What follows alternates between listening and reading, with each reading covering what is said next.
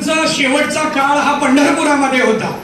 यांनी सुद्धा पंढरपुरामध्ये आपलं बालपण घालवलंय आणि त्यात पुन्हा हा काळ घालवत असताना माता पित्यांच्या संस्कारामुळे यांच्या बाबतीतलं एक वेगळेपण सांगतो. बँकिंग क्षेत्रामध्ये असताना कर्ज विभाग सांभाळत असताना अनेकांच्या बरोबर जरी बाहेर कुठेही जेवायला गेले तरी कुठलंही व्यसन लागलं नाही. हा यांच्या जीवनातला अतिमहत्वाचा भाग आहे. नाहीतर पैशाचा जिथं विषय येतो तिथं ते पद, ती सत्ता, तो पैसा पचवणं खूप जड असतं. कुठलीही गोष्ट जास्त झाली की ती पचवता यावी लागते. मग ज्ञानापासून सगळंच आहे. ज्ञान पचवावं लागतं, सत्ता पचवावी लागते, पैसा पचवावा लागतो, प्रतिष्ठा पचवावी लागते. आणि हे पचवायचं असेल तर माझ्या दृष्टीनं एकच याला उपाय आहे, ते म्हणजे संस्कार. आणि ते संस्कार दिनकर साहेबांच्यावर झालेले. आणि म्हणून आजपर्यंत मी त्यांच्या नवरा बायकोमध्ये कधी भांडण झालंय असं ऐकलं नाही. कारण माझ्याकडे असा विषय अजून तरी आला नाही. खऱ्या प्रमाणात नवरा बायकोची भांडणं माझ्याकडे येतच नाहीत, पण आमच्या परिवारातली येतात. आमच्या परिवारात, मी ज्या परिवारात राहतो, कारण मी लग्नाला पण जात नाही, कुणाच्याच लग्नाला जात नाही, माईकवर सांगत असतो, येत नाही म्हणून सांगत असतो.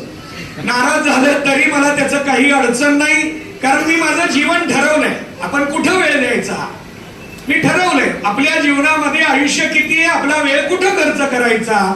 उगी लग्नाला गेलो गाठीभेटी झाल्या, रामराम केलो, निघालो, असा मला वेळ खर्च करायचा नाही.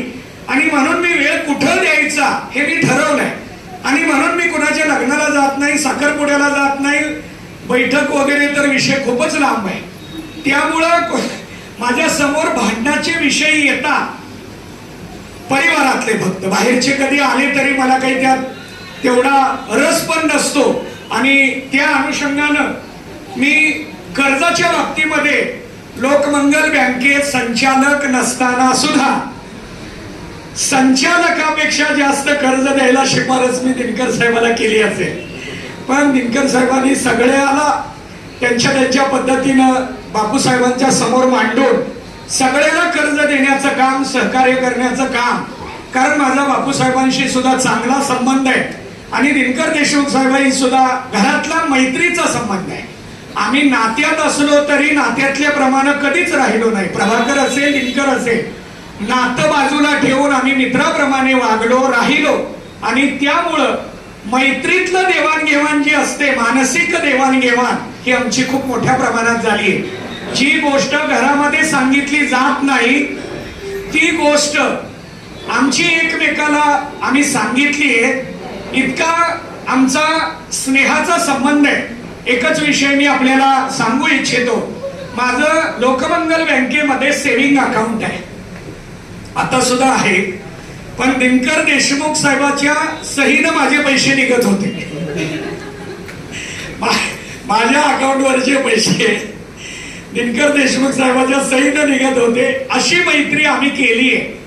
आणि आजपर्यंत सुद्धा मीही कधी, मला मेसेज पडतो, मेसेज येतो, फक्त मेसेज नाही आला की मग मात्र मी तक्रार करायचो.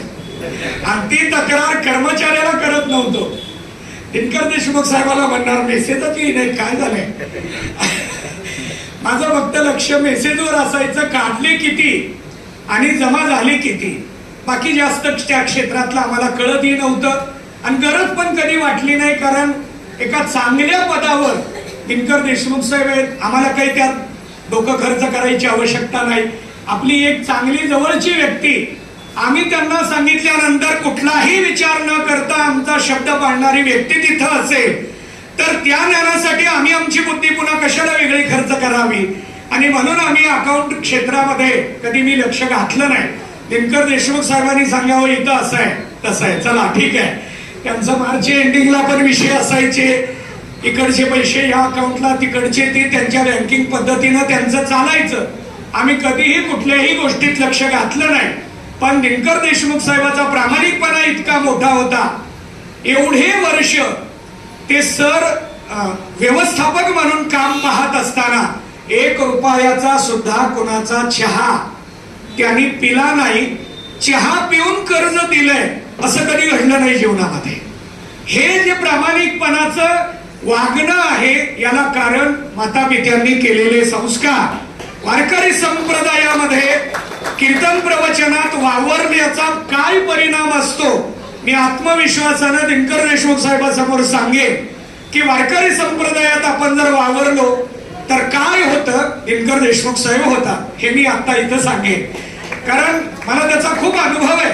आम्ही एका वेळेला काशीला गेलो होतो आणि काशीला असताना आम्हाला 1 ते 1.5 दिवसात आळंदीला पोचायचं होतं. बाय कार पोचायचं होतं, कारण माझं प्रवचन होतं आळंदीत आणि आम्ही होतो काशीमध्ये. मी आमच्या बापूंना म्हणजे वडिलांना निरोप दिलता, मी पोचू शकत नाही, तुम्ही व्यवस्था करा. पण या सगळ्याचं म्हणणं होतं ज्ञानोबारायांसमोर प्रवचन आहे, चुकवायचं नाही आपल्याला. माऊली समोर दर्शनाला जायला मिळत नाही, तुम्हाला प्रवचन मिळत असेल. बहुतेक 97 ची ही घटना आहे, गोष्ट आहे. तर आम्ही ह्या सगळ्या मित्रांच्या प्रेमापोटी काशीवरून 5 वाजता आम्हाला दुसऱ्या दिवशी आळंदीत प्रवचन आहे, 4 वाजता पोहोचलो आम्ही. दुसऱ्या दिवशी प्रवचनाला या सगळ्यांनी मला तिथं हजर केलं. मित्र असावे तर असे असावे. माझं ज्ञानोबारायांसमोर प्रवचन व्हावं याची काळजी या सगळ्या मित्रांना. ड्रायव्हरला 18-20 तास झोपूच दिलं नाही का प्रवचन घडलं पाहिजे. आपल्या मित्राचं प्रवचन आहे, मैत्री केली दिनकर साहेबांनी आणि ती सुद्धा तशी प्रामाणिकपणे सांभाळली. आणि म्हणून त्या पद्धतीनं आता पुढच्या विषयात जर बोलायचं झालं, मला दिनकर साहेबांनी 7:15 पर्यंत वेळ दिली.